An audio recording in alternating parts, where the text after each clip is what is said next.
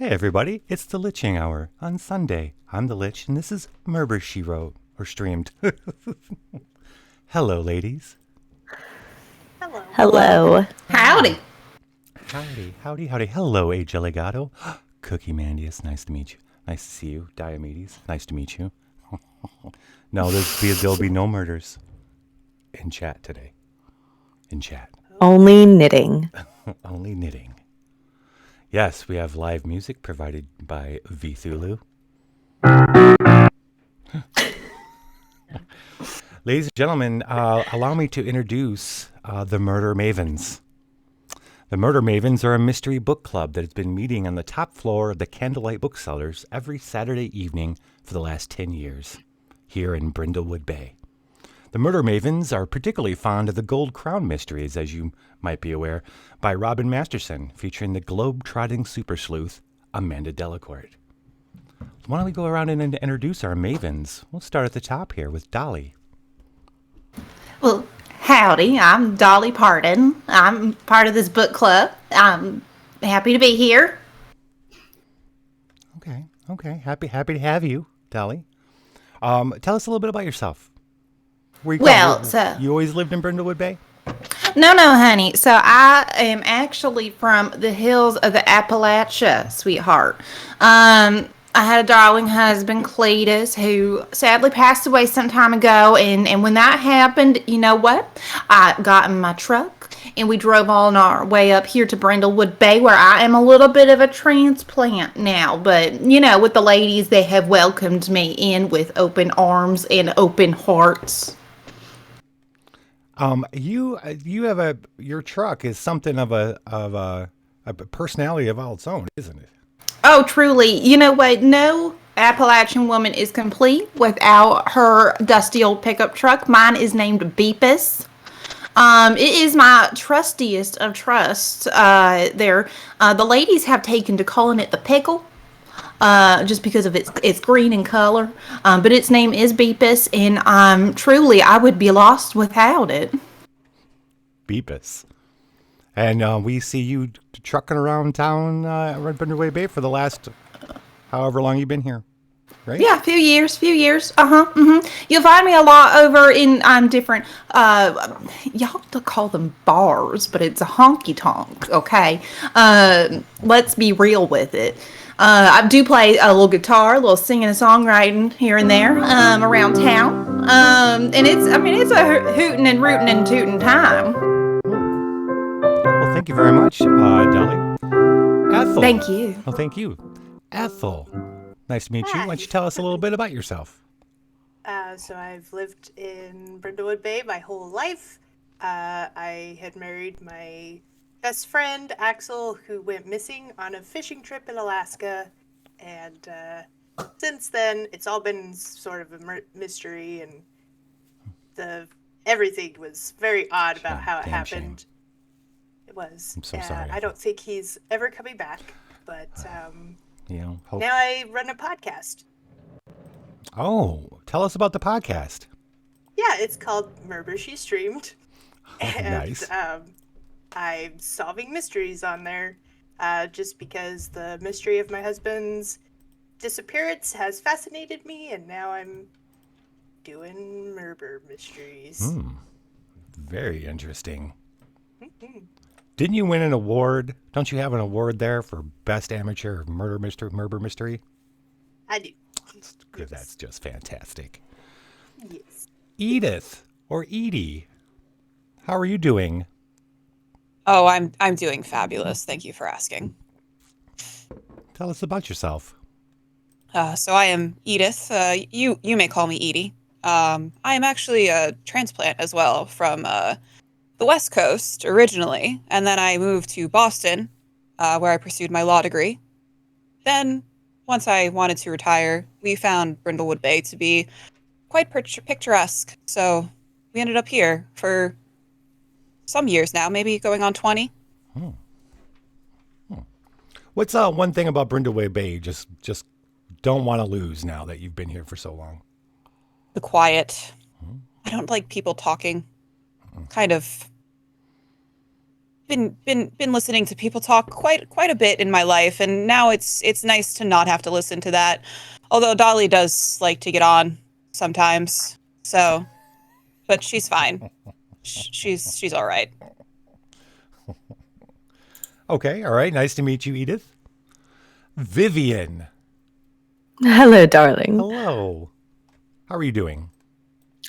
Oh, fantastic. How are you? Oh, it's a nice Sunday afternoon. Isn't it? Why don't you tell us about yourself? Yes, you all probably have seen me in my 86 non-speaking and central background enhancer roles in Tinseltown. Oh. Of days gone by, my name is Vivienne Silvester. I am the wife of Howie Silvester, Canadian oil tycoon, who sadly also went missing up in the tundra. We've no idea where he is, but he should be back soon. I am a retiree in my humble abode in Brindlewood Bay, provided by my dear sister Beverly, who is the mayor's wife.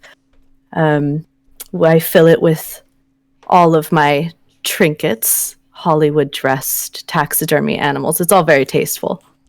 Very. Which one, your taxidermist celebrity dressed up animal, which one's your favorite? Oh, I'm going to say it's the owl that's dressed up like Clark Gable from Gone with the Wind.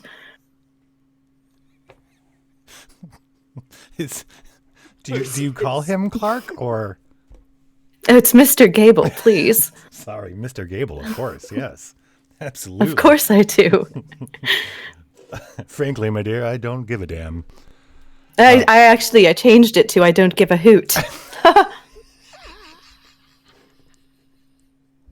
Did you have that prepared already? No. Fantastic. Well, ladies and gentlemen, this is the Murder Maven's book club. And before we get into today's show, I just want to tell you that out of chat, there are 2 channel actions today. One is Citizen of Brindlewood Bay. We are just now getting to know Brindlewood Bay and all its inhabitants. If you'd like to suggest a NPC, a location, or an object that's in Brindlewood Bay, please let us flesh out the canon. You can help us. And then there's theory. So the Murder Mavens are going to be solving a murder today. If you have a thought about who they should talk to or what they should say or anything like that, shoot it out. And the Murder Mavens will decide whether or not they're going to act upon it. Today, ladies, is very exciting. The most popular television program in the world, The Jolly Good Baking Show, has come to Brindlewood Bay. And they're here to find the town's very best baker. Now, a number of qualifying rounds have been held already, and you ladies have made it to the finals, of course. The finals are a television portion of the show where you actually get to meet those notoriously strict judges, Paul and Jane. Vivienne, the Jolly Good Baking Show is connected to one of your favorite memories. What is that memory? Oh, it's probably the episode where they honored old Hollywood elite as a theme for their cakes. And old Vivienne here was a bundt cake. And it was delicious. That person, unfortunately, was eliminated, but I think it should have been the winner.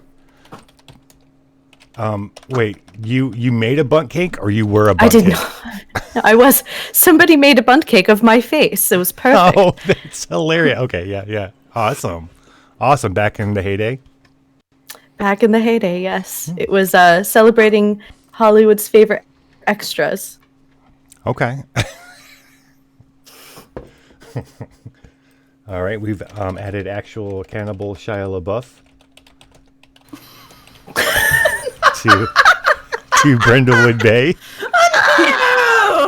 Of course we have. Seems appropriate. There's also the old harbor master, waters down boat fuel for profit. Everyone knows, but he's the only place in town because he's buddies with the town select. Okay. I love it. We need a name for him, Father J. Chauncey. And Ethel, this morning, morning of the finals, you got another message on your answering machine from that mysterious and deep and honestly kind of sexy voice. It told you, check out the Thomas history of Brindlewood Bay. Okay. I'm interested in that. So, here's where we open. It is the first round of the finals. And it's pies. Bum, bum, bum. As we all know, thank you. As we all know, there are two presenters of the Jolly Good Baking Show, along with the two judges. Timothy Cookley, a weirdly big guy, kind of gothy, insists on black eyeliner and smudging under his eyes, wears all black. We all know he knows almost nothing about cooking, but, you know, it's Tim. Tim calls out to you bakers, suddenly breaking you out of the revelry of making your pie. Ladies, contestants, you have 30 minutes remaining in this round. And then he pours a glass of water over his head and does this like weird cartwheel. He's just a goofy goth goober. But then you hear a gasp and a murmur. You look over and Jules Blair, one of the other contestants, didn't turn her oven on yet. The hubbub goes around, catches the ear of Heath Slade, the producer of the show. He's stern guy, balding, but you hadn't seen him smile once yet. But he smiles just a little bit when he hears this, and he motions for Buck, the cameraman. Come on. And he wants to capture every agonizing, embarrassing moment as Jules struggles to turn her oven on and gets back to her pie.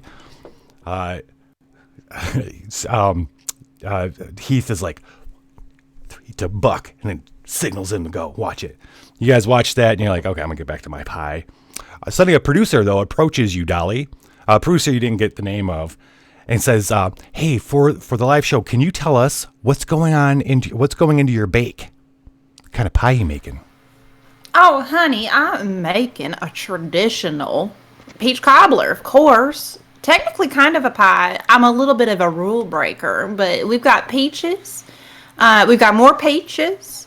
We've got some more peaches. And then about 75 pounds of sugar also goes into this. And the secret ingredient, honey, you ready? Love. It's love. It's love. It's always love. Peaches. It's all peaches. It's my favorite dish. Really the trick is the love part and also the 70 pounds of sugar. That really is what makes it. 70 pounds? That's a lot of sugar. Yeah, well, you measure with your heart. Oh. Okay. I got a lot of heart. Yeah, you sure do. 70 pounds of it, apparently. Absolutely. I don't know how that fits in this. I'm looking forward to seeing what they think of it, the judges think of it. Well, if they don't like it, then I don't know what to tell them. They just ain't got no taste. Well, you know that Paul Rivera, he does not take any, he is as strict as they come. He's a bit of a legend, actually. And Jane, sweet lady, but she can just completely destroy you with one little sweet criticism. Well, I'm looking forward to seeing how you do. It's going to win. I have a feeling. But thank you, honey. Y'all continue baking your pies, and then Sue Mellon, the other presenter, funny British woman, comedian, lets you all know, let us be warning you, only 5 minutes remaining in the pie round. Another producer rushes up, one you hadn't got the name for, Eddie. Edith? Is it Edith or Edie? Edie. Edie's fine, darling. Oh, why is it important for you to win this competition? What a silly question, because we want to be the best. We? Yes. Oh, you got a frog in your pocket? I'm going to point to Shitface. Your cat? Your cat is here? Yeah, of course. It follows me everywhere. Oh, I didn't know we had a cat on set. here. Buck, get in here. Get out. Yeah. Yes, he's actually quite famous on the TikTok. You could follow him at Shitface on TikTok. I think Shitface is like licking their paw with flour on it. Oh yeah. Maybe he's got some flour here and here. Maybe a little peach. I brushed the flour off of his head to reveal the little brown spot, hence the name Shitface. Oh, okay. Here's a little shit. Here's your little shit face. But yes, we want to prove that we are the best, because we are the best. Is he shit-faced or is his name just... No, he's got shit on his face. He's got a little... That's got what he's got a little Diamond's brown Industries spot. accent. Yeah. Okay. Shitface. 5 minutes later, you're all standing at attention, waiting for the judges to give all your pies a taste. And then here he comes, Paul Rivera himself. Steely-eyed, silver-haired. He looks even more magnificent and intimidating in real life. And Jane, his co-judge, elderly posh, British to the hilt. She, like I said, can destroy you with just one little sweet criticism. Together, they got your stomachs in a knot, Mavens. Let's go around the table and talk about each other's pies. Dolly, what sort of pie? You said you made a peach pie? It was peach pie with 70 pounds of sugar. You know what? Worst case scenario, if I can just put them in a diabetic coma, then I'll certainly win. They won't be able to judge anything else. That's a good point. Vivienne, is Dolly's pie a triumph or a rather disappointing? I think it's, like she says, the higher the hair, the closer to God. And the peach cobbler is just stacked a mile up. So I'd say it's a religious experience, really. So that's a triumph? Not disappointing, not rather disappointing. That's a triumph? I hope it's not disappointing. It's a triumph to me. Well, let's all go around and give a detail or two about how we think it's a triumph. Edith? The crust of the peach cobbler, delectable. Yeah.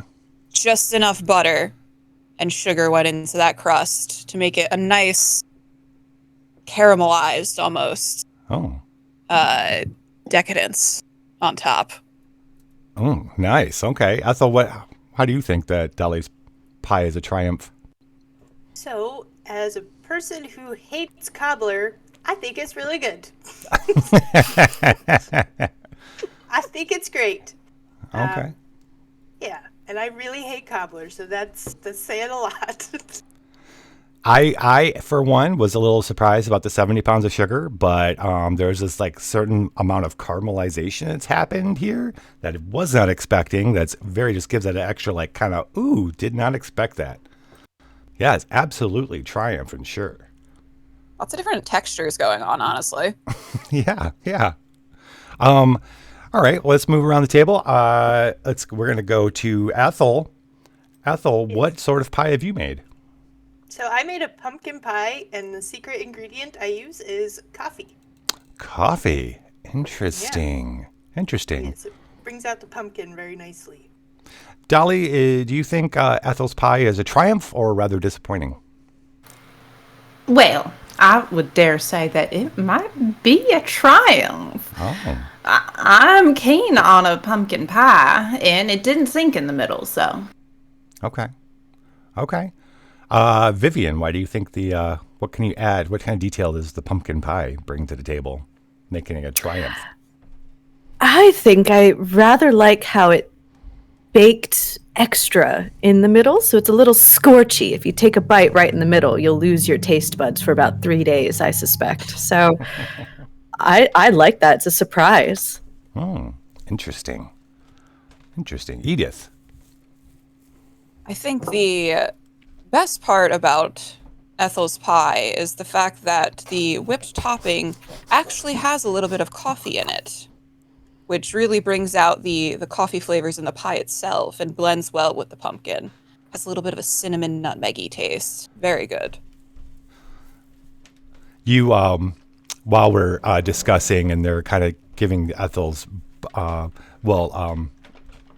of the what's that her name? Oh, Jane, the other co-judge. Paul's Paul's somewhere else. Jane's tasting that. We hear some giggling, and you look over, and one of the other contestants, Scott, little guy, Scott Jarrety, fastidious dresser, very organized, small, delicate, a twink, if you will, has made a pie, and everyone seems to be giggling. And when you look over, you hear him saying that it's very important to blind bake the pie crust so you don't have a soggy bottom, because believe you me, Paul likes a neat, firm, uncomplicated bottom.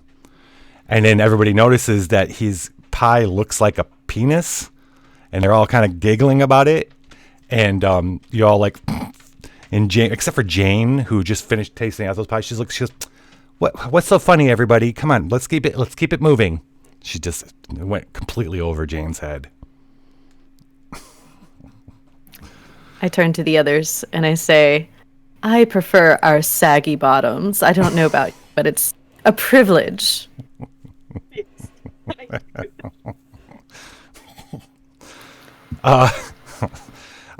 Edith, what kind of pie have you baked?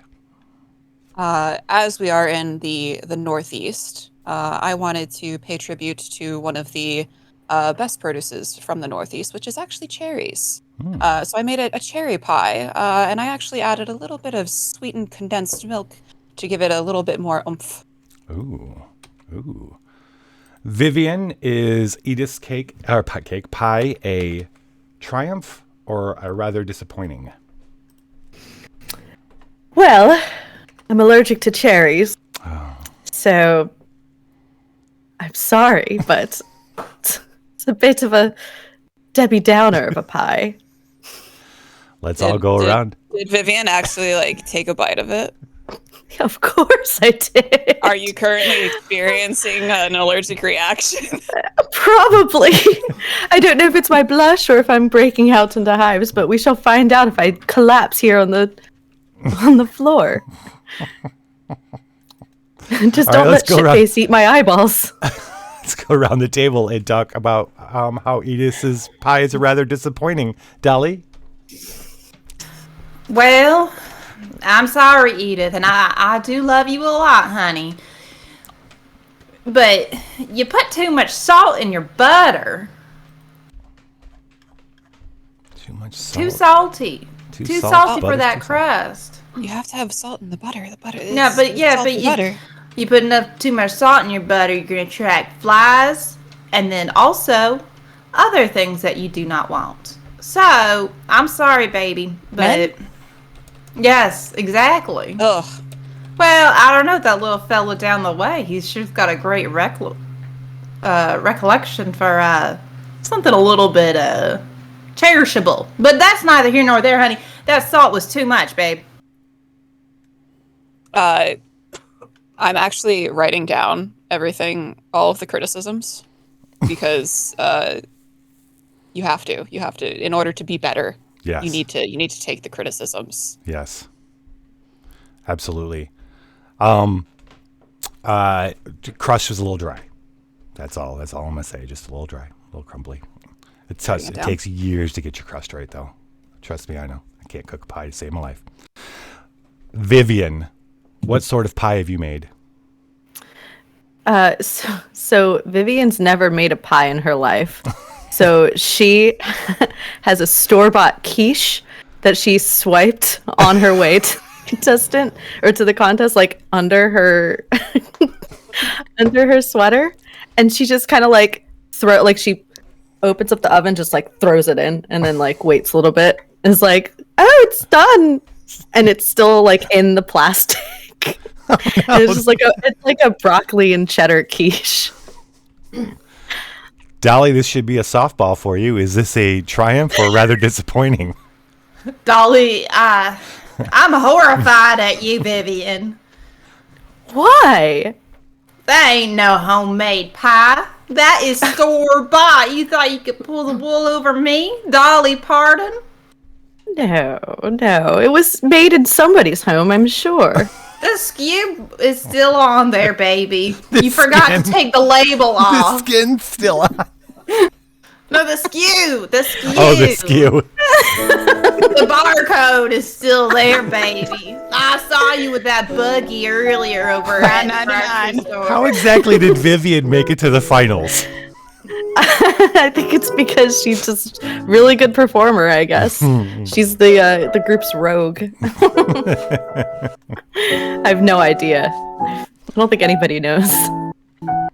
All right, we'll go around. Ethel, why is Vivienne's pie rather disappointing? Besides the obvious. The plastic really brings out the broccoli in it. You can't have too much broccoli in it. What's up?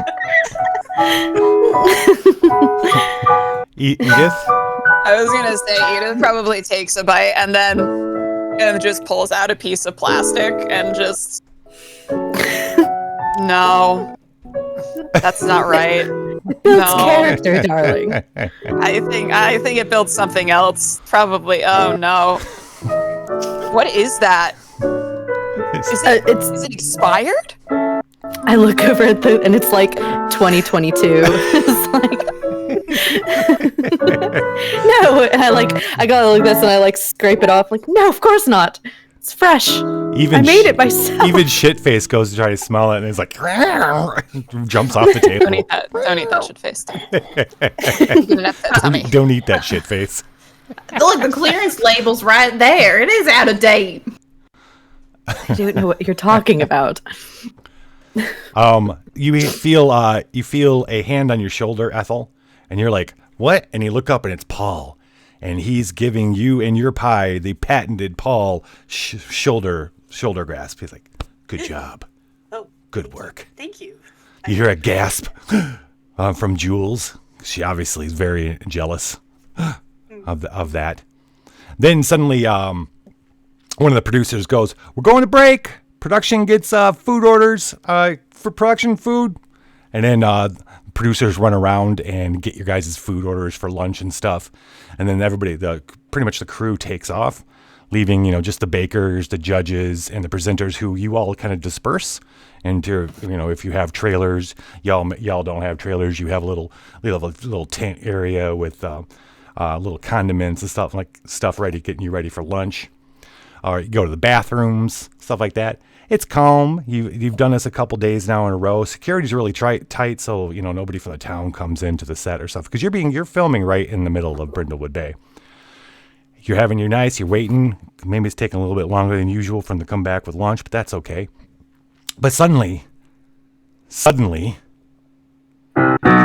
thank you. Suddenly, a woman's voice calls out. And at first you recognize that it's Donna. It's Paul's wife. You'd only seen briefly. You know her from the tabloid, so you've seen her briefly. She bursts in. He's dead. He's dead. Paul is dead. Bum, bum, bum. It's pandemonium for a minute. The crew had just got back. They're running around figuring out what to do.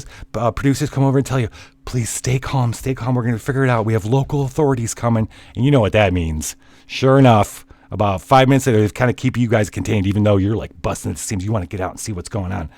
Sure enough, Sheriff Hopper shows up. Comes over to you all. Mavens, how you doing? Congratulations on making it to the finals, by the way. Thank you, Hopper. So we've got quite the interesting pickle here in Brindlewood Bay. Seems your judge. Well, actually, you know what? Tell you what. You want to tell me what's happened? I'm gonna hand him a piece of my pie as we're like, talking. Oh my! Is this what you just made?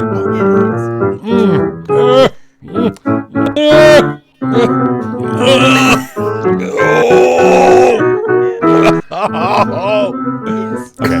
All right.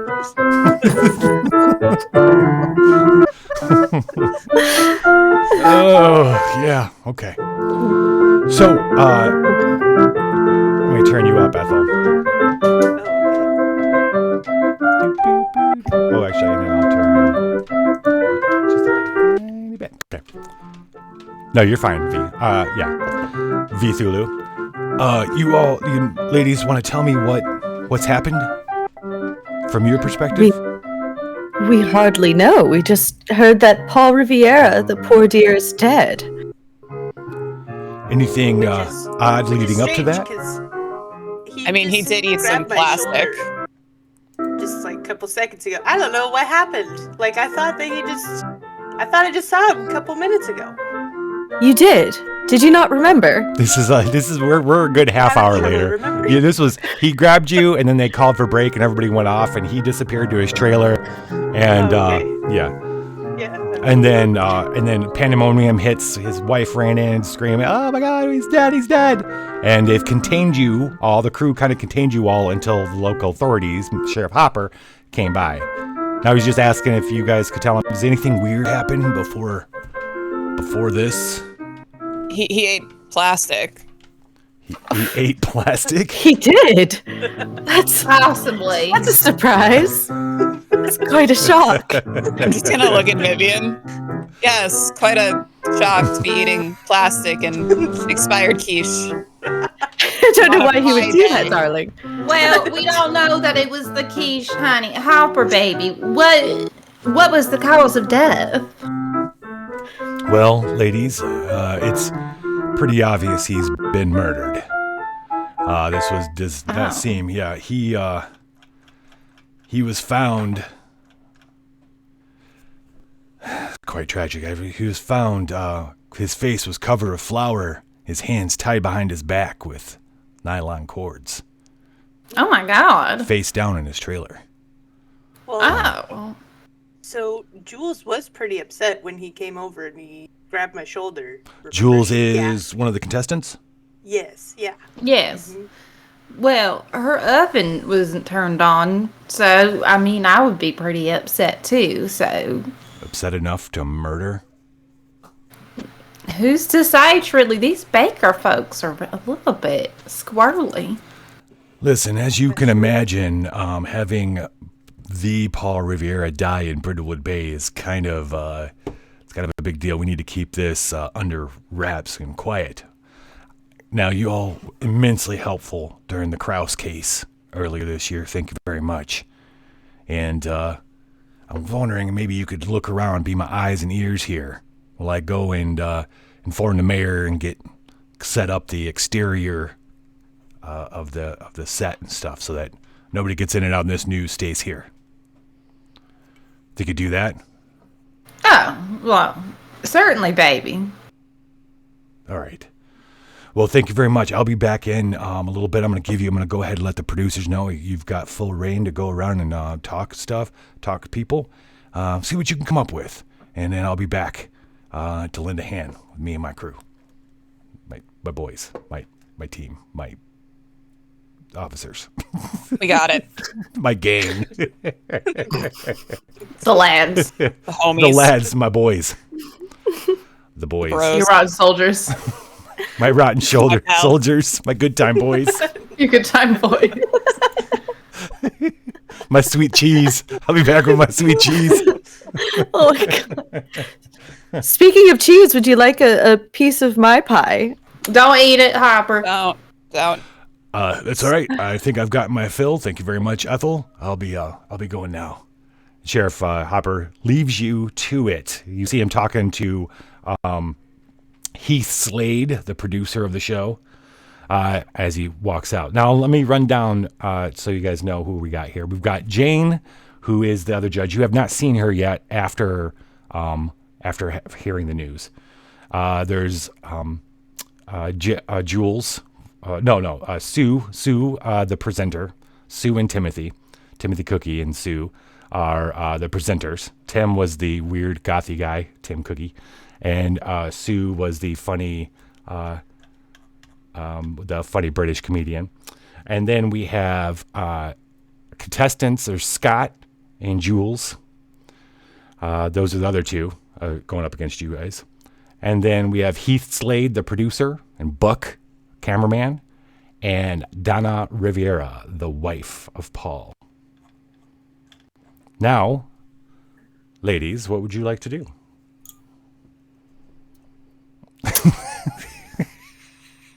Can We go have our drinking first solve. tea? shit we face in the study with the nylon Garrett. Yes. I just looked at it, shit face. What have you gotten up to? What have you done now? What have you done? At least it's not the pie. Thank God. At least it's not the pie. Dolly's gonna want to go check out Paul's trailer. Yeah. Yes. Is that y'all I gonna go? agree. Yep. I would love to. I'm curious to go talk to Jules, honestly. You go talk to Jules? Okay. There Well, is she seemed a little sensitive, so maybe it's best that only one of us goes to talk to Jules, not to gang up on her. Okay. I think Ethel's probably the nicest one out of all of us, too, so... Yes. So it turns out he was killed in the judge's tent, not in his trailer. Yeah. As you go out, you see roped off citizens. They're kind of looking. The sheriff hopper's out there working his magic to keep people like back and calm. Walk over to the judge's tent. I'll take. Is it Vivienne, Dolly, and Edith? Are you going to the murder scene? And Ethel's gonna go talk to. Okay. Yep. All right. You go into the judge's tent. There's this big backdrop of it's supposed to be Brindlewood Bay, but it's actually Martha's Vineyard. You can tell, and there's red, white, and blue bunting all over. They really did the prop, put up the whole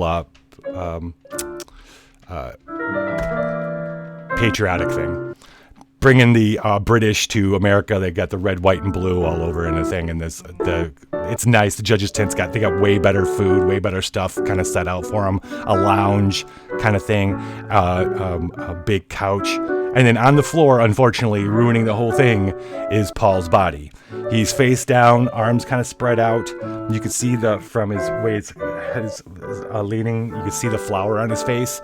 Oh, now his hands aren't out. They're behind his back. What am I thinking? They're tied with nylon. He's laying there. And one of the officers goes, oh. All right, sheriff said you guys would come by. All right, go ahead. But don't touch anything. Well, we won't touch anything, but Dolly's gonna look at the other ladies and say, I really want to get a good close look at that Paul. Have we determined the cause of death yet? Well, that's why I want to go look. You have not. Are we going to investigate his body? Yep. Yeah. Let's do. Who wants to make the roll? We're going to do the meddling move, where we're searching for clues on its body. All day, Dolly. Look at him. That's you, Dolly. Yeah, do it, Dolly will do it. Yeah, Dolly will do it. She'll get down and sort of get as close as she can without touching anything. What you going to do it with? Which attribute? You're going to roll the 2d6. I guess it would be. Would it be reason? Sure. Okay. All right, Dolly's gonna do it. I got a 6 + 1, so that's a 7. That's a 7. Okay. All right. You as you get down, you hear this kind of like a release of gas or air. You're like, oh. You get down and you're looking at him, and all of a sudden this bubble comes out of his mouth, and all of a sudden, blah, and he just kind of also the body just regurgitates this like liquid, like bloody pus and stuff, kind of. And it kind of some of it splashes on your face. You're like, oh my god, oh god, oh, you back up. Okay. And we're gonna give you the condition, horrified, grossed out, or grossed out. How do you feel? Actually, how do you feel with knowing that stuff just puked up on you? A little bit of both, so I'd say horrified. Okay, like deeply, deeply horrified. You just got this man's blood and pus and stuff on your face that he had just. I'm gonna hand Dolly my hanky. I'll just wipe the head off. Mm-hmm. You keep that. I'm gonna burn it. The young officer comes by and goes, ladies, you should go. Like, I don't know what's going on here. Wait till the coroner gets here. I'm terribly sorry that happened. You hear another like, blah, blah. You, however, okay, so, but what you've gotten out of that is you're thinking poison. Dolly's gonna ask that little officer, excuse me, honey, can I get an evidence bag to put this kerchief in? Sure, yeah, he's got evidence bags in his pocket. Yeah, Dolly wants to keep whatever she wipes off her sandwich Oh, face. you know, it's even better. You got like, it's just a little, he doesn't have an evidence bag, but you got like those fancy napkins that are all over. Oh my god! Yeah. Yeah. Yeah, Dolly's gonna be really careful because she wants to take it. She wants to see if maybe there's a scientist in town, maybe the high school laboratory. So your first clue of this mystery is that Paul's body has signs of him being poisoned. That's gross. But you are really kind of like shook up a little bit and grossed out, a little horrified. The officer kind of goes, let's get you on out. And now we're going to cut to Ethel. Ethel, you're going to go talk to Jules. Jules is over. She seems frazzled. She's over in a corner and she's like, you hear her mumbling something to herself and you think it's mumbling, but then you hear it's like kind of like her resetting her mental state and something about chakras and so. Yeah. She's sensibly dressed, but yet still portrays that there's some frazzledness to her. You've sensed that the whole time. Hello, hi. And I have brought pie with me, and I hand her the pie so that I can nicely speak with her. Like I'm not a threat. I've had a lot of pie, but I did see that people were like, "Y'all try yours." Oh. It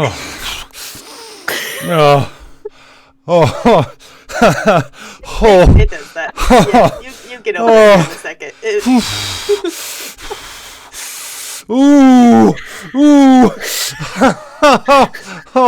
Yeah. Oh, yeah. Yeah. It's the coffee. What were we doing? What were we doing? That's the coffee. It will wear off here in a moment. So, how are you feeling? That was kind of scary, don't you think? I just love the jolly good bacon. It's been my dream, Dion. I'm so honored to be here. I'm sad that though. This is Paul. I mean, he was kind of horrible sometimes, but he was the heart of the show. That's true. He was. Yes. It was very sad that he is now gone. Yeah, you've got to be super shaken up. I'm shaken up. And I'm gonna ask if she has her pie. She's like, because I want to try her pie, just so you know. You notice when she's listening to you, all the frazzleness goes away, and she's very intently listening to you. Yes, you were doing what? I want some of her pie. Did she? I was did she finish her listening pie? to you, and then I wasn't listening to you. Yeah. My pie? It's the pie. Would you like The to try pie my does pie? that. Would you like to Pie try does my that pie? to you. Yeah. Makes you lose your mind. You want to try my pie? Okay. Yeah, I do. Please. Yeah. This.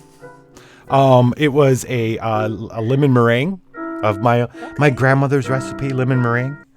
It's somewhere between key and regular lime. It's very. And she gives it to you. Paul, it said the crust was a little flaky, but otherwise it was a good job. But we all know what that means. Well, honestly, he doesn't actually always know what he's talking about because I think it's. I like a flaky crust, though. Oh, okay. Thank you. It's great. Yes. So she's fine now. Well, she still seems kind of shook up. She's definitely shook up and wrecked. Do you want to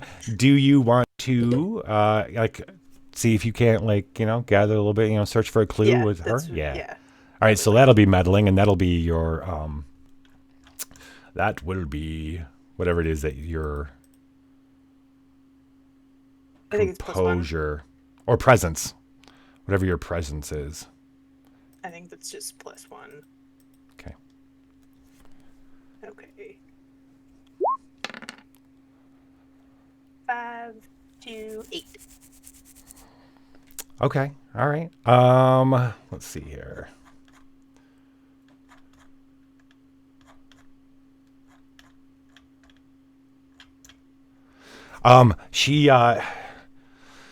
So you began talking some more. You just kind of like getting to know her just a little bit, feeling like, and see what her connection is with the show itself. And she just she goes, my family's bakery was put out of business when Paul's, the Jolly Good Bake Shop that opened here in town, kind of put my parents' bakery out of business when they opened up. But I don't want to hold that against him. And he's a businessman, and it makes sense. And Brindlewood Bay is better for the Jolly Good Baking Store being here. But I don't know. And then suddenly her phone rings. She's like, "Oh, I've got to go. I've got to go. I've got to take this." And she rushes out. I kind of want to follow her a little bit just to see who's on the phone. Okay. See if she says anything like out of the ordinary. Just following just to listen, I suppose. Like it's close enough that I can hear her. What? This is great because when you come out, okay, so she kind of rushes out of the tent, and when you get out, you just barely see her, like, heading around the corner of the tent. So we're gonna do the day move, and tell me what you would be afraid of happening if you're going after her, having her find out, or somebody talking to me, somebody stopping me to ask me questions and talk to me. Nice. I hate that. I hate that. Okay. All right, so you are going to be racing after. Let's do the vitality, or okay. It's, vitality. Nothing. I got nothing on it, so. Okay. 9. 9. Yeah. 9.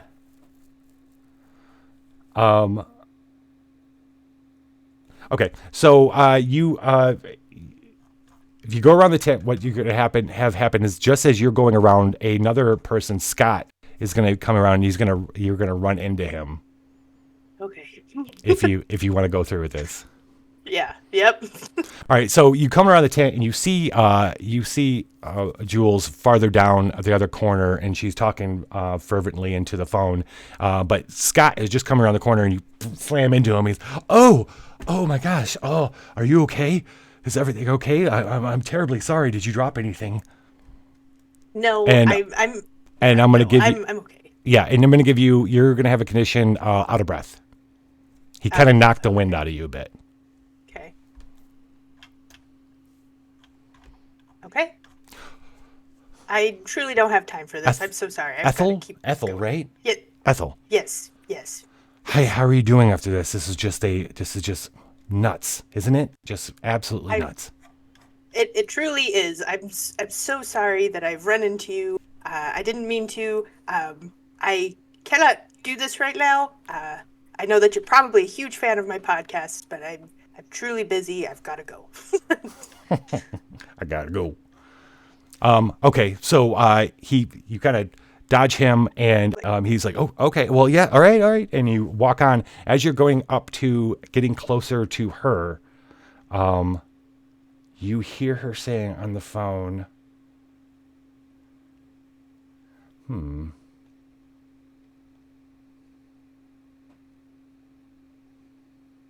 listening. I know. Processing. Yeah. Compiling. Processing. Intently listening. Okay. I'm trying to make something work here. Let's say.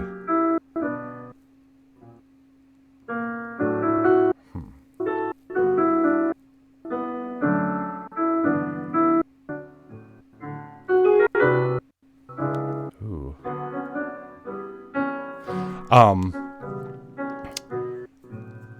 You hear her saying, he's dead. He's dead. No, I can't get, no, I wasn't able to ask him. No, I know. I don't think listen, I don't think we're going to be able to, I wasn't able to ask him for the money. He's gone. Just talked to somebody about asking apparently Paul for money. Okay, interesting. Second clue, a plea for financial help. From somebody off camera. Okay. Ladies, what else would you like, mavens? So that stops. She turns. Jules gets off the phone and she turns and she sees. She says, "Oh, maybe Ethel, you act like you're trying to vape or something." I totally forgot my vape. Yeah. Turn around and walk Yes. off. Okay. Other ladies, Dolly, Viv, and Edie, you are outside of the tent. You've been kind of pushed outside of the tent of the bed, the Paul's dead body. What would you like to do now? Paul's dead body. Is there anyone that sort of is looking less than upset about the situation? Sort of congregating. Okay. Let's go back into where everybody is, like in the main tent and the filming, the studio tent. Yeah. You guys go back in, and that's where Jules comes back in. You've got Scott there, Heath, they're all kind of getting ready. It looks like they're getting ready to just go to the next round at some point. You're not quite sure. Nobody knows what to do with themselves while there's a little investigation, but the show must go on. As you've said before, so you're assuming that maybe that's going to happen. Buck, the cameraman, good guy, always smiling, handsome. He's out smoking next to his camera. Donna, the wife, is missing out of there, and so still is Jane, the other judge. Okay. That's who I wanted to go talk to. Yeah. Was Jane. I was looking for her. So she's not there? She's not. Everybody except for her and Donna are not in the tent. Now you want to. No, still though, Edie, you wanted to. Do you want to meddle a little bit just by studying everybody? Yeah. I'm gonna study everyone's, kind of look at their body language. I feel like I would be pretty adept at looking at people's body language from my years of being a lawyer. Okay. So. Okay. And maybe there's some people are talking to each other. So go ahead and roll, and then roll I guess reason. That's 11 plus 2 is 13. Holy mackerel.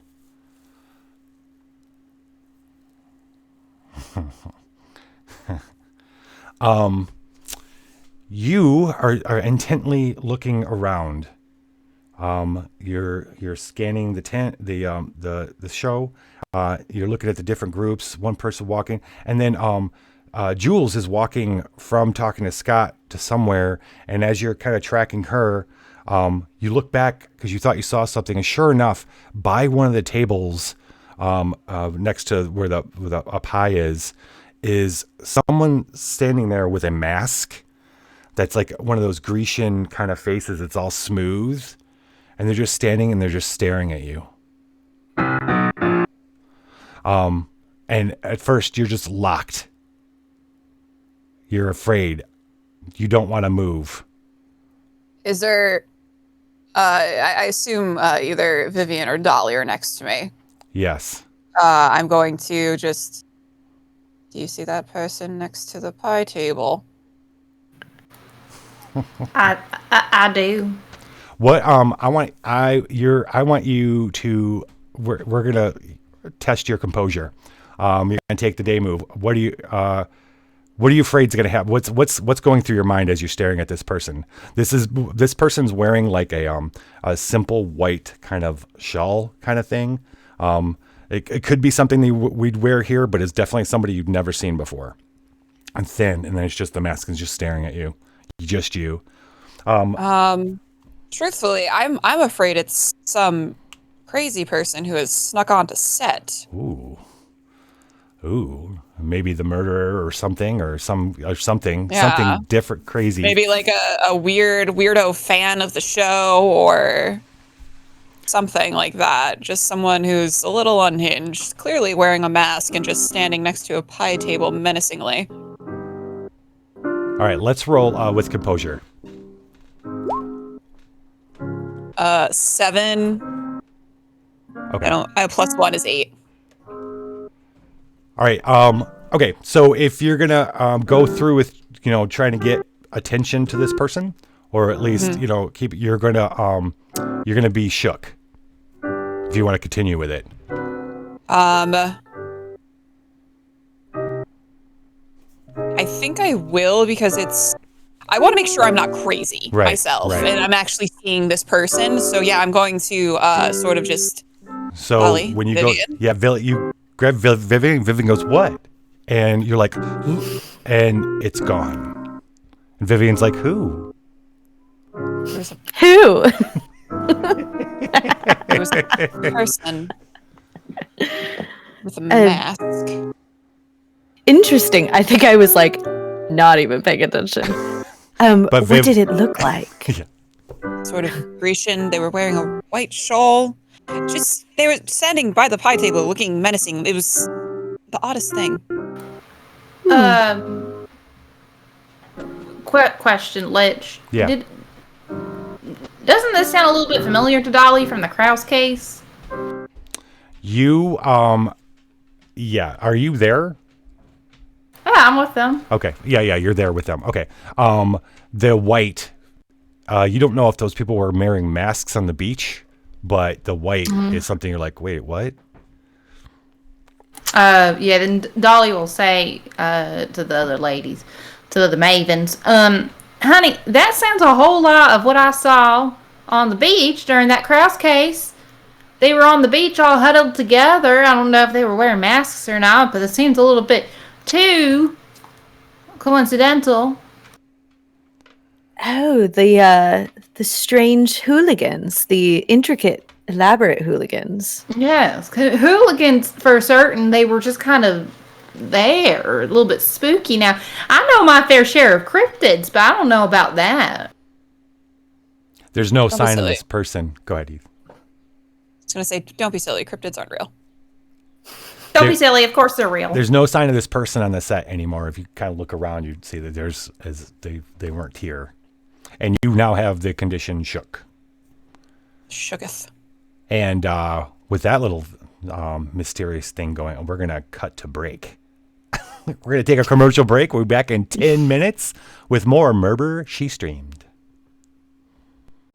Huh. Meat.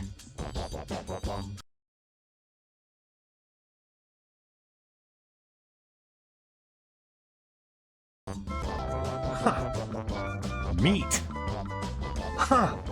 Meat. Huh. Meat. Huh. Meat. Huh. Meat. Meat. Huh. Meat. Huh. Only at Questmart.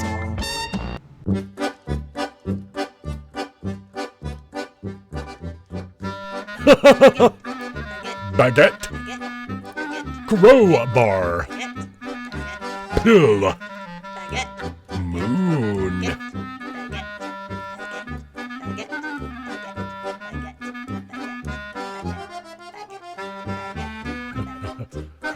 Pill.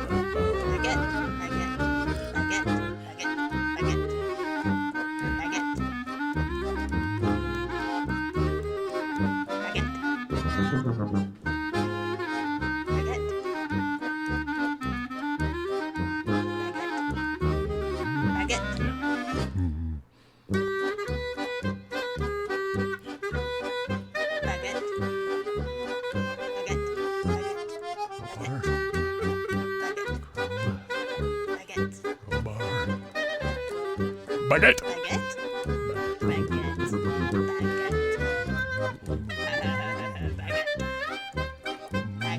Little crowbar. Baguette.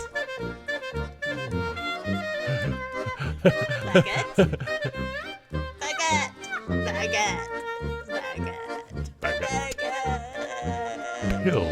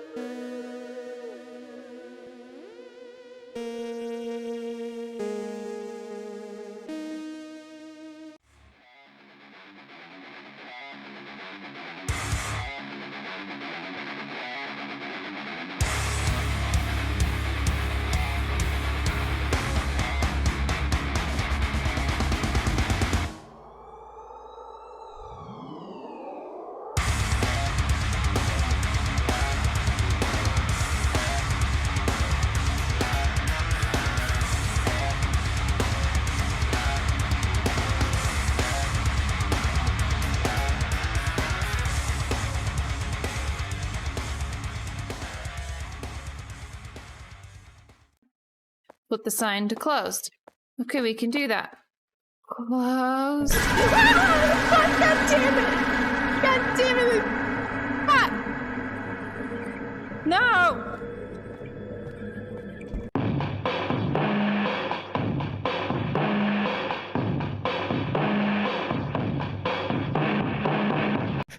It looks awful. I got you. Well, You're mine now, sweet summer slime. I'm in the Lich's dungeon. You're in my dungeon pocket. You're the treasure in my dungeon pocket. Is that what's happening here?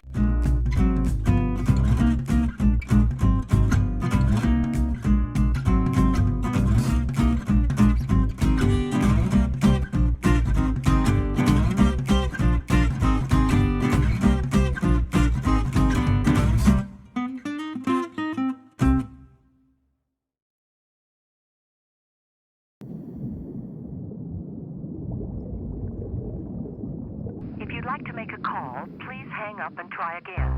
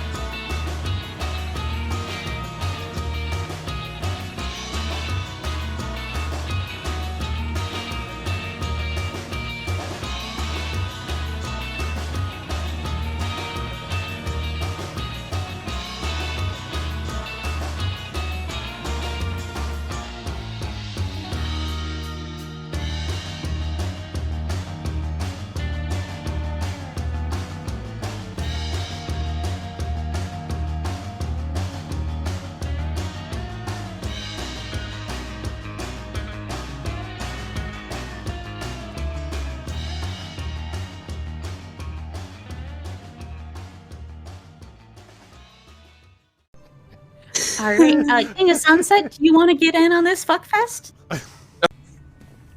Let doll fist grandma. Oh, Hello. Mal, is it time to bring Axlandra? It's time. Did you get her? I did. I Thank have her you. now. Thank you. Yes. So we're bringing Xlandra? Yes, we are. Hell yeah. I love you. I love you. Lich loves McTeddy. I want to lie with McTeddy in the biblical sense. Huh. And we're back. Hello, everybody. Welcome back to Murber She Streamed. We were just investigating the death of Paul Riviera, the one of the crucial judges to the Jolly Good Baking Show. He's found dead in the judge's tent, face covered with flour, hands tied behind their back, and possibly poisoned. Thank you. We are back with the Murder Mavens, a book club of investigative ladies. I was going to say nosy, but what's a nicer way of saying? Oh, we're You nosy. could say nosy. We're nosy. ladies. We're nosy. Carrie is. We're old. We got Curious. nothing else to do. Okay. We had just had a weird moment where we saw someone. Well, Edith was the only one who saw some strange person with a odd mask that creeped her out, left her shook. And then there was some talk about going to the other judge's tent, Jane, to ask her about what had happened. Who wants to do that? Oh, I would love to investigate Jane. If you want company, I can come along. Please. What about Ethel and Dolly? What do you want to do? Are we stuck in this like competition area? Well, there's several trailers. No, you could, because of your relationship with Sheriff Hopper, you could break the line and go out into Brindlewood Bay proper if you wanted to. Absolutely. You're not being Yeah. held prisoner. Is You there aren't. like Nobody's not leaving. yet at least? Yeah, not yet. Dolly wants to investigate this goop that was splattered on her face. Oh. Is there a known science-y person that might have some science-y tools? I don't know. You tell me. Do you know who would you think? Who would Dolly think to take that to? There is. Oh, okay. This is fun. Okay, there is a veterinarian that you're like tight with. Who is that? That is the closest you have to a medical professional. Okay. His name is Dr. Flowers. Dr. Flowers. And Dolly's a little bit sweet on him. He's a little bit close to her age. But I don't think he's interested in her. Okay, so you're going to take the gruesome liquid to Dr. Dr. Flowers. Okay. Uh-huh. Okay. Ethel, what do you want to do? So, okay. The theories that are thrown in chat, so will you explain those to me? My memory is awful. Well, for the most part, it's a way for chat to say, hey, ask so-and-so about this, or hey, check out this, and they're optional. So if you guys see something and you're like, yeah, okay, we'll do that. But it's just a trigger for the audience to kind of throw their theories in. Okay, because there is the cult of the holy mackerel that needs to be investigated. I don't know what that means. I don't either. It sounds like it needs to be investigated. It needs to be. So yes. I would like to investigate the cult of the holy mackerel. I don't know what. Okay. Neither. Tell you what. How about I promise? Mackerel thrower. How about I promise the cult of the holy mackerel will appear at some point? Okay, yes. They're fishy, you know. Okay, so I just wanted to throw that out there. So on my way back from listening to Jules, do I run into the Scott again, or No, you enter the she tent. run into Scott? You enter the tent just as Edith, as the masked person that Edith had seen, has disappeared. Scott is when after you had met him, he had gone back in the tent. So Scott's there. Jules had just talked to him and left, and he's over at his cleaning up his pie baking area. Okay. Not letting the produce, he's doing it himself. All the rest of you have just left it to the producers and stuff, but he's cleaning his own. So I'm kind of interested in seeing what this stuff that Dolly has is, so I think I'm gonna tag along with Dolly. I cleared out my front seat for you. Thanks. Okay, so you guys are going to take off to go talk to Dr. Flowers. Edith and Vivienne are going to go to Jane. Let's go to Jane's trailer. The trailer is just nondescript on the outside, but once you step in, it's just like English roses everywhere, a Union Jack prominent in it. But let's paint this scene. As you step into the trailer, what do you see that reflects Jane's very posh femininity? Oh, there's probably a big blown up poster of Lady Di. Oh, yeah. And like next to it is like a shelf of just like all Queen's memorabilia. Like she's super into just the. He has like frame pictures of her meeting like the Queen. Yeah. Like a bunch of them. It's kind of weird.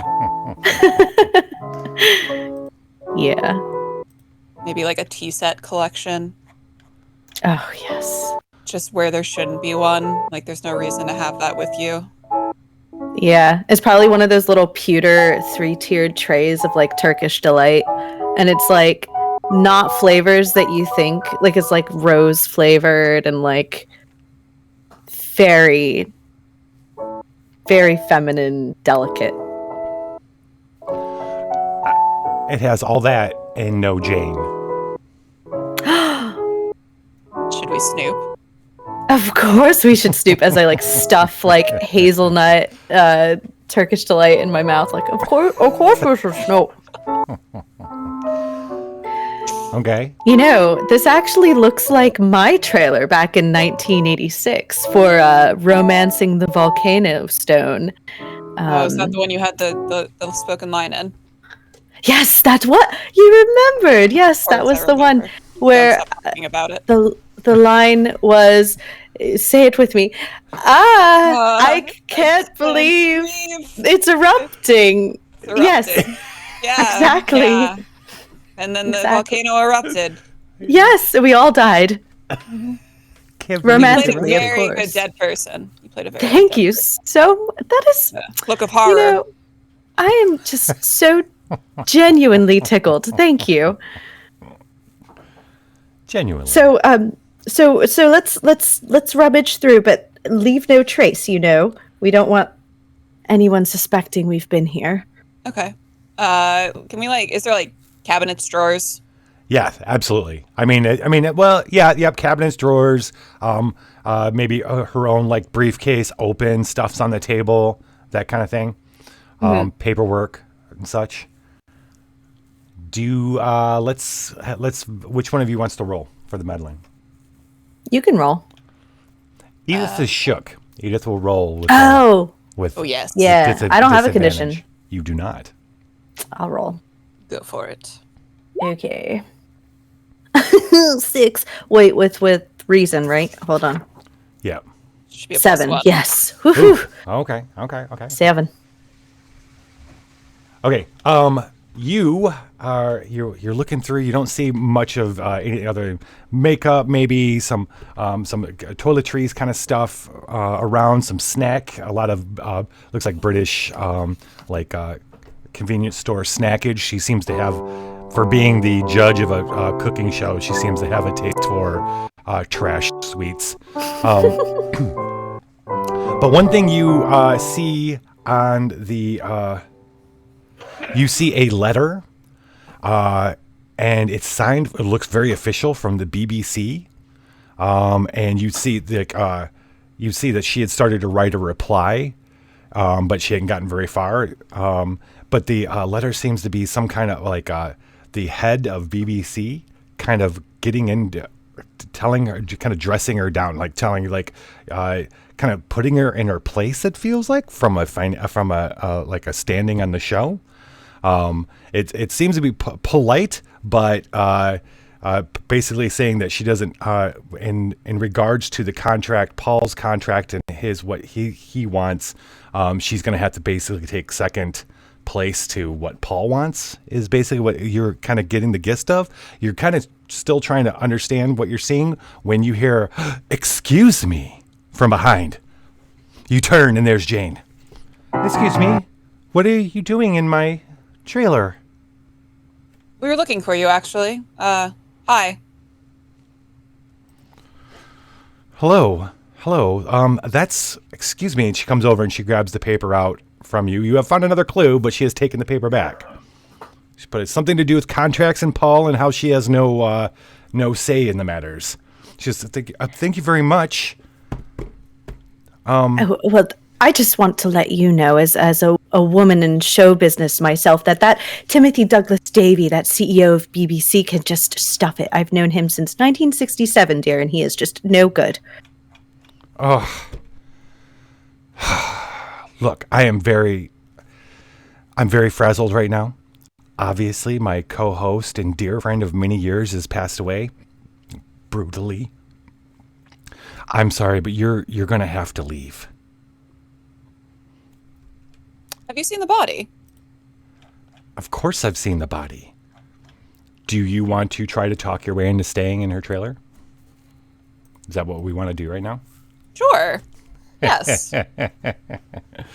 Let's all right, let's I guess we'll meddle. We'll meddle. Is this you, Edith, meddling? I suppose I was the one talking, so yes. Did I get a condition, by the way? You did not. I did not give you a Okay. condition. We just changed the environment. Cool. So it's taking the lowest numbers, right? Yeah, so you're gonna roll 3 and yep. So it's 5. So it's 6, 5, 2. So that's 5 and 2, 7, and then it would be, what would the add be? I would say like what's the one for the second to last one? Presence. Present? Present, so 0. So it would just be straight 7. Okay. All right. So let's see here. She goes, well, this is just too much all at once. I'm having quite the week. My contract's up for renewal. Paul was playing hardball with the suit. He wants this and that, and I didn't even know if I'd have a spot on the show anymore. I think he was going to shut the whole thing down. I know this makes me sound like a suspect, but I'll just tell you, it's been quite the week. So sorry you're going through that. That sounds very stressful. Why did you not think you were going to have a spot? You are the face of the Jolly Good Baking Show. You are the one from England proper, so... When she's going to sit down, kind of like at her table, like... when she sits down, something falls out of some envelopes, kind of slide out from underneath. Vivienne, you notice them slide out from underneath. They were kind of like stacked down near her feet. She doesn't notice. You notice you seeing that. What did they say? Oh, they're just like, they seem to be just really nice envelopes. Like, okay. With there's like a stack of them. They kind of slide out. You could attempt to grab one if you wanted to. Fuck yeah. Yeah. I'm going to attempt to grab one from under her feet. Let's day move this shit. But Okay. Edith, so you're talking. So you found yourself. All of a sudden, you she wants to just tell you everything. Okay. Her life. I'm gonna like take a seat across from her and just let it all out, dear. It's fine. I understand. Sometimes you just need to talk it out. My mother won't stop. She's yes, I do. My mother's still alive, and the woman, she won't stop. And she calls all that, and she just kind of just unloads on you. Go ahead and roll, Viv. Did you roll a 9? No. I'm. I think that was from a while ago. Oh, okay. Right now, I rolled an 11 plus whatever. Oh my gosh. Whatever it's gonna be. Okay. You just kind of put your foot out and grab the envelope and pull it towards you. And now we're gonna cut to I'm sorry, what's the truck's name again? Beepers? Beepus? Beepus. We're gonna cut to Beepus chugging down the road. You guys pulling into Dr. Flowers' veterinary area. Go in. He's got a little dog. He's just now letting go a little dog. That little dog is handed to a lady. Here you go. It's gonna be okay. Dolly, how are you? How are you doing, dear? Ethel. I'm great. Ethel, always nice to meet you. Hello. I'm wonderful, Gives Ethel Dr. a little wink. Flowers. Whoa! Dolly's seething. Dr. Dr. Sorry, I'm out Flowers. of breath. You're Wait. you're still out of breath. Just nothing's like. You know what? Let's have a cozy. Do you guys want to do a cozy moment while you're driving there? Oh yeah. Ethel. This is my favorite George Strait song, and she's gonna turn it up, and she's gonna sing along to it to Ethel. Nice. Oh. My cozy moment is podcasting. I guess I could like compile notes for the podcast. Mm-hmm. So yeah. Yeah, you could be writing Compile out your notes notes while kind of while Dolly's while singing to you. listening. Yeah. So we're driving Yeah, through the that's cute. New England countryside in Beepus. Dolly's singing that George Strait song, and Ethel's kind of writing down notes from. Because I mean, what a podcast this is going to be, right? Mhm. Holy shit! The Jolly Good Baking Show, Paul Revere dead. Yeah, it's going to be a big deal. That and you get to stumble on a clue, and you get to tell us what that is. It just can't solve the mystery. So you could do it together, just figure it out together. But right now we've got, I think by my count, we've got four clues. We found, or 3. Paul's body's looks like he's been poisoned, or you're going to go try to find out what that might be.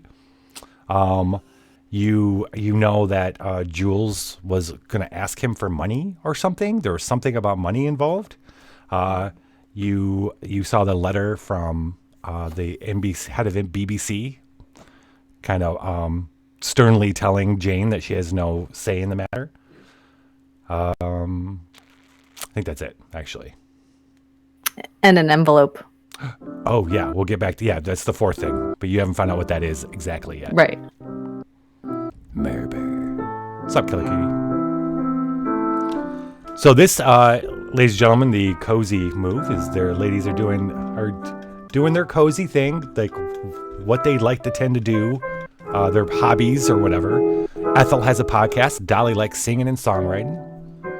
We're just having a cozy little drive to the veterinarian's office. What do you guys, while you're driving and singing, you both kind of hit on something. But what about what?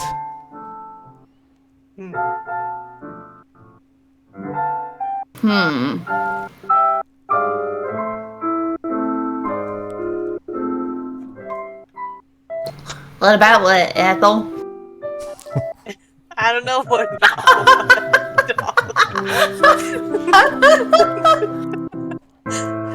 My memory is shot. You For want me- some reason, I can't remember anything. You want me Oh, to? Ethel. I can give you guys a clue if you like. Yes, please. Ethel, you remember suddenly you blurred out. You remember hearing Jane and Paul, like you hadn't seen them. You've been excited about seeing them, and all you knew was Paul's voice. You walked by the judge's tent, and you heard him, and you're excited because you heard Paul's voice. And then you heard Jane's, of course. You recognized Jane too. And they seem to be arguing about British politics. But you're not really hip to British politics right now. You just know a few key names. So you weren't really interested in their conversation, but it seemed pretty heated. Yes. Okay. So about all I know about British politics is the Great British Ape Off show that's pretty popular right now. And the Jolly Good Baking Show. Yes. Obviously. But no, I'm super into this Great British Ape Off. Okay. It's fantastic. Yeah. But they were arguing about politics, which I don't meddle in too often. I probably should. So you remember that on your way to the veterinarian's office. Curious. Go ahead. You were no longer out of breath, Ethel. And Dolly, I don't think you had a condition. I did. I was horrified. Oh, okay. So you're not horrified anymore. Pull up, and like I said, he's handing over little dog to somebody. Gives a slightly bigger smile to Ethel than maybe Dolly. How can I help you? How can I help you two, young ladies? Well, Dr. Flowers, and as Dolly gets out of the truck, she does very much like intentionally sashay towards Dr. Flowers. Dr. Flowers, I need your scientific mind. You are a brilliant man after all. Well, thank you. I'm brilliant if you got a pet.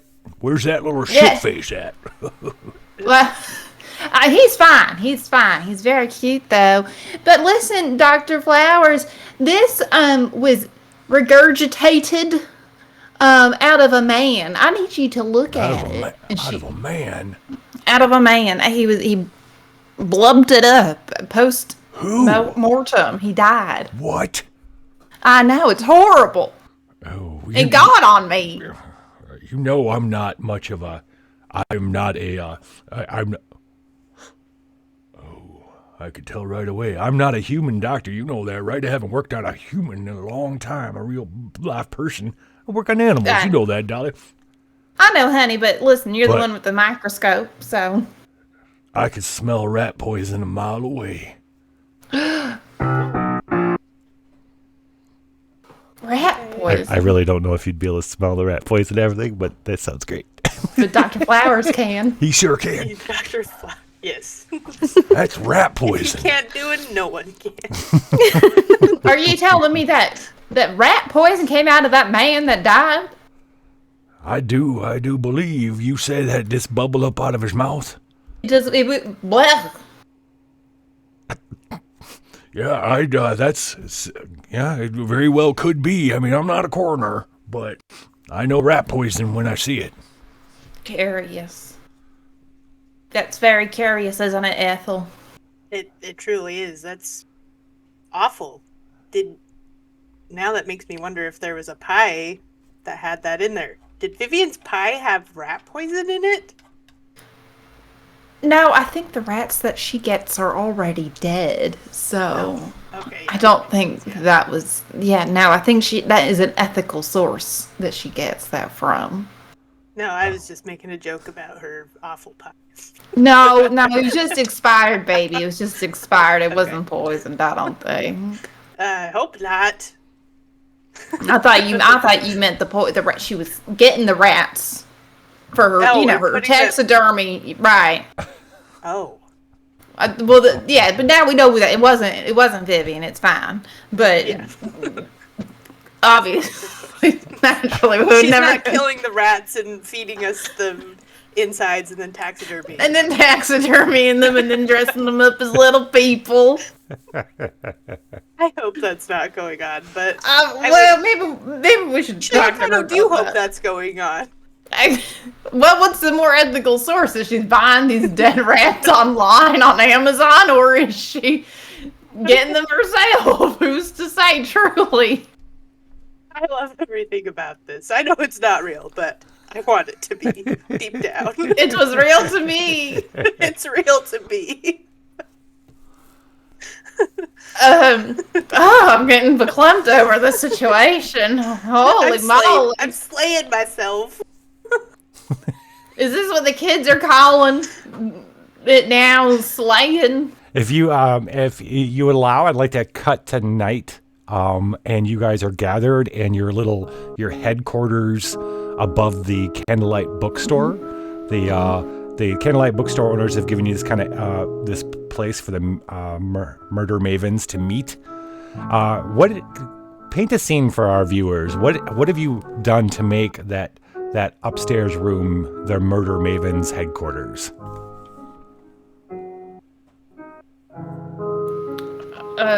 Well, Dolly's brought in her cork board, which she normally uses for her singing songwriting, which is trying to figure out things, and that's what she'll help to use to put up different pictures and evidences to use. Okay. Ethel, Vivienne. okay. Vivienne. Oh no, Yeah. go ahead. I was just gonna go around the table, but we can go the other way. What have you added? Okay. Okay. Vivienne's purchased a nativity scene, an empty nativity scene from the thrift store that she has set up to reenact with taxidermy animals the book that they're reading currently. And their latest case had a dead fish and a rat that she's displayed as the baby Jesus. She recently got it taxidermied properly, so it no longer smells like fish. I forgot about the fish.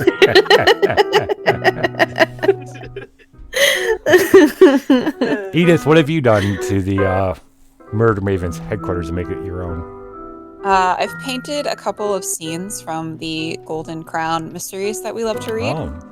And I've sort of hung them up, as well as I've probably had my sons haul up like an old sofa or two upstairs with lots of plush blankets so that we have a nice place to sit when we're convening for our weekly club meetings. Oh, nice. And Ethel? Yeah, so I have all my podcasting equipment up in there. And then I bring refreshments every time we go. And I brought yarn to connect all the things on the corkboard. Yeah. Yeah. Yeah. So there's just like huge spools of yarn or skeins of yarn that I have just collected over the years. They're just sitting up there now. So we're gonna cut to you all there, and Vivienne is reading a very spicy love letter that she found in the envelope to Jane, signed Edgar, which happens to be the first name of the British Prime Minister. And by all looks and accounts, the paper seems very hoity-toity and like very nice paper, very well calligraphied writing. And by yes.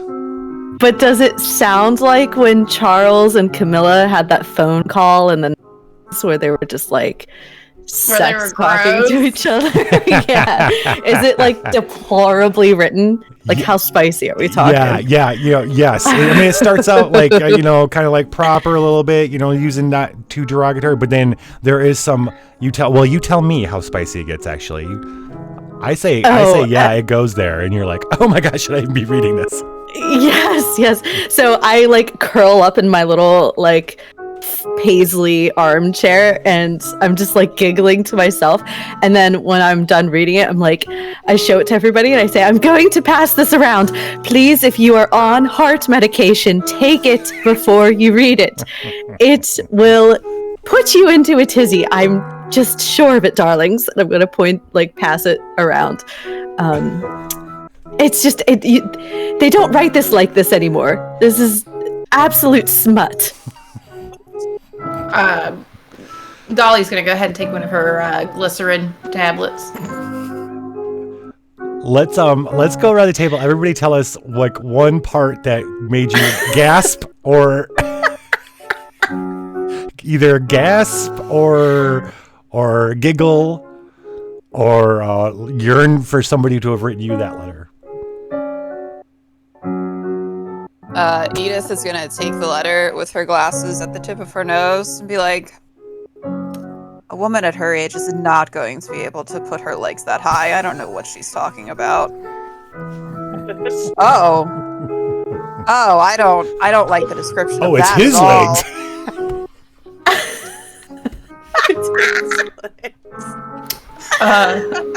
Upon hearing that, Dolly's gonna kind of snatch the letter out of Edith's hands and look at it and say, "He who's at her? What's it?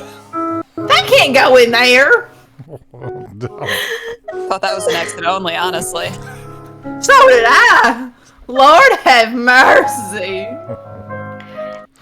Just wait until the line where he says he wants to glaze her honey buns. That's just After hearing that, I'm gonna take the letter, and then I'm gonna see that there's a part where they talk about growling at each other, and I'm like, oh my gosh, barking. Yes, They're barking at each other. yeah, growling at each other.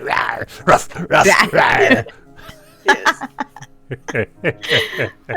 That's Hold on. Is it hot here? It's Oh, Jesus. Lord have Spicy. mercy. So Bless that woman's heart. So we're sitting in the headquarters. We have the board, the Maven board that you guys have set up since the Krause case. What are we putting on the board? Where are we going to start tomorrow? Okay, so Sheriff Hopper came around and told everybody that there's no one's leaving Brindlewood Bay until this mystery is solved. And you guys and then the crew said, well, since we're not leaving anyway and the show must go on, tomorrow we start filming the final round, which by the way will be cake. So you'll be baking cakes tomorrow. But this case needs to be solved. Of course it just needs to be solved. It doesn't have to be solved before the cakes, but it needs to be solved. So what are our first kind of impressions that we're going to put on the board? I'm gonna pin up Murder the board. love letter. Murder board. Murder board. Yeah. I'm gonna pin Yeah. up the love letter, the sex Oh letter. yeah, dead center. Yeah. Frame that shit later. Dolly's gonna take a picture of the letter with her flip phone. But she's also gonna put the poison on the handkerchief and write rat poison. Okay. Rat poison? I imagine Dolly's all of her editions like written on the border in lipstick.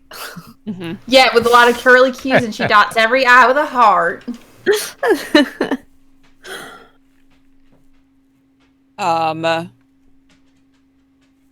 We have the plea for financial help from Jules. So we'll put a little post-it note. Mm-hmm. And then Jane and Paul arguing about British politics, and then I'll link it to the spicy love letter. Oh, and I read on the note the BBC letter from Timothy, the CEO, and who's actually the CEO in real life. Sponsor us, and I'm gonna post that next to the other letter and have like lines connecting the other two with the politics and the spicy letter. I'm gonna put up there the plea for financial help from Jules. Yeah. Gonna stick that up on the board. What are we Should thinking so far? Should we add the Grecian mask person, or just leave that for another day? Since I was the only one that saw it, and I'm not quite sure that my meds have kicked in yet, I'm gonna say we leave that off for now. But what are we thinking so far? It's all very British, isn't it? Yeah, I don't get Wait. that. I have a thought. I'm theorizing that perhaps this Jules might have been in the way of getting a payout from Edgar to maybe keep Paul quiet about his affair with Jane. This is my first working theory. Wait, say that again, Dolly? That Edgar, Oh, the wanted Prime to Minister of England. he wanted to keep Paul quiet if Paul knew about his relationship with Jane, Edgar and Jane's relationship. So if Jules was desperate for money, then perhaps he could have paid her to poison him. Do you think Donna Riviera knows anything about the affair to confirm that? Because if Donna knows about it, then that means that Paul knew about it. Perhaps. So, So our we next should step would be to question Donna, but I do like that theory. Yes, Dolly. me too. The drama. That's why are all of our cases involving affairs? Just like because it's Fuck off. interesting, darling. Listen, old people gotta, we've gotta get it going on too. Yes. Just so you know, there are still some holes. You did not talk to Timothy Cookie. You did not talk to Donna. Heath. These are all the people that were there that are being detained. Heath Slade, the producer. Donna, the wife. Sue. Buck, the cameraman. And Timothy Cookie. Sue Mellon. And Yeah, Sue. we do And need Sue to do Mellon. some Yes. more. Oh, yeah, and Talking Sue. some Yeah, and Sue. Mm-hmm. For sure. Like, how do they tie in? Or do they? Or who? Could you cross anybody off right now? No, I don't think so. Not truly. We should. I mean, Heath Slade was doing a really beautiful job at being a producer, just all up in everyone's business. So he may know something. Was there anyone that we could have count for within the what was it, about like an hour of the lunch break before Paul's body was discovered? Anybody we could account for that other than you all four were having tea while you were waiting for your food. Nobody else was around. So the only people you know that didn't murder him, obviously, are you three. Are each four. other. Yeah. Okay. Those people, everybody we just listed off, those were people that were there, had not gone for food or anything, were there and could possibly have done it. And can we account for Cookie's mom? And I cannot. Nor would I ever try. She's feeling frisky right now. Do we know anything? I think you mentioned something about Jules's family. Was that mentioned, or am I like making things up? No, you're right. So Jules had told you that her family's bakery went out of business when the Jolly Good Bake Shop, Paul's franchise bakery store, opened up in town. Kind of drove them out of business. Classic big franchise driving mom and pop business out. But she said she wasn't going to hold it against him, but that was something that had happened. So if his shop drove her family out, is she asking him for money as like a you owe me, or is she asking him for money because they know each other much more intimately than we first? Yes, maybe she has something on him. No. Perhaps. You mean Jules? Yeah. Yeah, because if she's asking him for money, those are the only two reasons I could think of. So, I mean, I would love to speak to Mrs. Riviera, but as she's unaccounted for right now, I think it would be a good place to start with the production side and speaking to Heath Slade. I agree. I agree with this.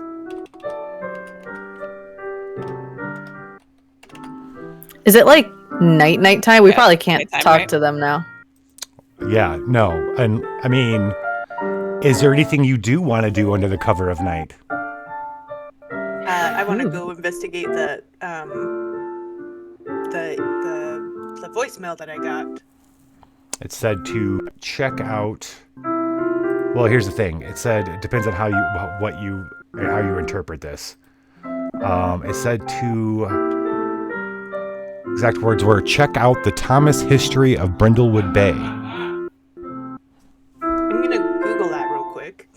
Oh, great. It is a book. Okay. A book that was written quite some time ago and has been reprinted in a while. Okay, so I'm going to have to go to the library, which is closed. It is closed. Okay, we could do that in the morning. Okay. No chance that it would be in the bookstore, right? We could Is this look like a in used bookstore? Like, does it have like used books in it? It does, and yeah, that's a great idea. So you go down and look around, but yes, it does. They do not carry that title. It's there's a small used section. A lot of the books are, books about the state and you know what I mean. And you would think that Brindlewood Bay, this history would, but I guess it was. There's been several editions of different books about Brindlewood Bay that have are more popular. This one's a less popular version. It's sure that library's sure to have it. Okay. Yeah. Is there anything under the cover at night you'd like to do? I think we should go back and see if the murderer is returning to the scene of the crime. They always do that. Especially if it's a man, they always like to go back. They're sloppy. They like to go back in the cover of night. Yes, exactly. So we should go back. That sounds exciting. We could take Pickle. It would be. Yes. Okay. We could. Now, two of you got to sit in the back in the bed of the truck. I'll do that. Yes. Okay, because it is just one cab. It's a single cab truck. I'll sit back there with Ethel. You guys can. Oh, are you sure? I was gonna volunteer, but you beat me to it. Thank you. Mm-hmm. No, I think your outfit is. I look Vivienne up and down. Far too nice to be dirtied in the back of a truck. You are too good to me, Edie. Too good. So we're going back to the tent, the judge's tent. Is that what you want to do? Yeah. You guys drive back to the set. Sheriff Hopper has left some men there. Can I help you, ma'am? One of the same young one who had. How are you doing, Miss Pardon? Are you okay? Oh, I'm fine. I'm fine, honey. Ain't nothing worse than a grasshopper on a stick. Okay. What does that mean? Honey, it's an Appalachian thing. You wouldn't understand, baby. I just had thought that my memory's been so bad lately. I thought that I had left some things that I need home here. So I just gonna look and see if I left some stuff. All right, ma'am. Go ahead. The body, by the way, has been taken to the coroner or yeah. Since the Krause case, Brindlewood Bay now has a coroner office. So we don't have to throw bodies into fish lockers. Yeah, we don't just put them in the fish lockers anymore. No. I loved ATN though. Wow. Thank God. So the lot is a lot creepier and quiet when it's at night. The tent, the judge's tent, is cold and dark. You guys gonna go up in there and start looking around? Is that what we're doing? Mm-hmm. Okay, so as you investigate the tent now at night, what would you be afraid of happening? Probably the murderer showing up while we're there. Yeah. Yep. Yes. So you're right. You're right. And the killer or the suspect will be armed. Do you choose to go through with this little investigation? Yeah, we're Yeah. nosy. Fuck yeah. All right, who's gonna roll for us? Content, okay? We'll let you. Amanda Delacour would do it. Okay, and I'll let you roll advantage since it's all four of you. Who wants to do it? Wait, what's the roll? Is it It's gonna be the something night plus move. something? Yeah. It will be. Let's do composure, or composure, because you guys are stealing your nerves as you're looking around. Does anyone have a +2 to composure? I've got a +1 to composure.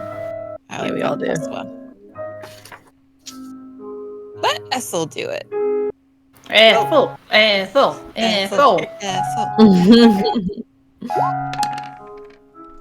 You should not have let me do this.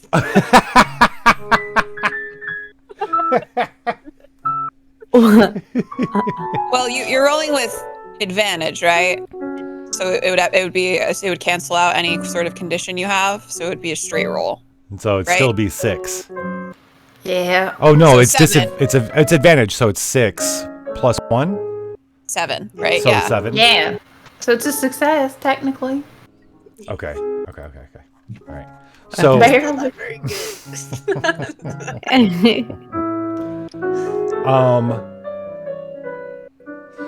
you no that yeah okay, underneath one of the tables. So Ethel, you got down on your knees and you looked underneath the table, and you're under the table when you put you're like, what is this? It looks like a rolling pin, and you bring it up, and you guys, I'm imagining you guys got flashlights, right? A little flashlight. Yeah. And just as you shine the light on the rolling pin, you see blood on it, and that's when you hear, ch-ch. None of you move from the shadows. You hear the cock of a gun. And that's where we're ending for today. Oh!